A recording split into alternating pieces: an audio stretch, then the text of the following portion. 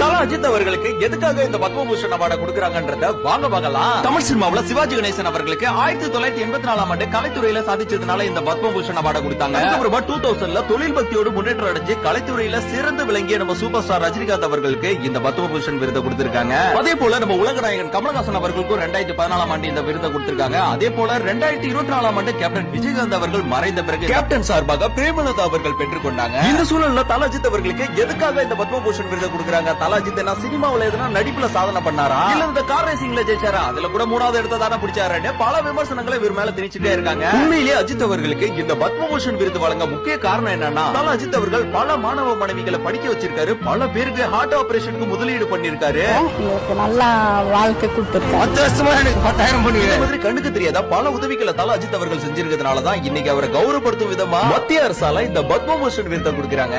கிட்டத்தட்ட எப்படி பார்த்தாலும் ஒரு 5000 பேருக்கு இந்த கண் ஆபரேஷன் காசு கொடுத்து ஹெல்ப் பண்ணியிருக்காரு சார். யாருக்கும் வெளியவும் தெரியாது. இது இப்படியே யாரோ தெரிகிற மாதிரியே செய்யல. கூட இருக்கிறவங்க நாம பாத்துக்கிட்டா நமக்கு மேல இருக்கிறவங்க நம்மளை பாத்துக்கோ.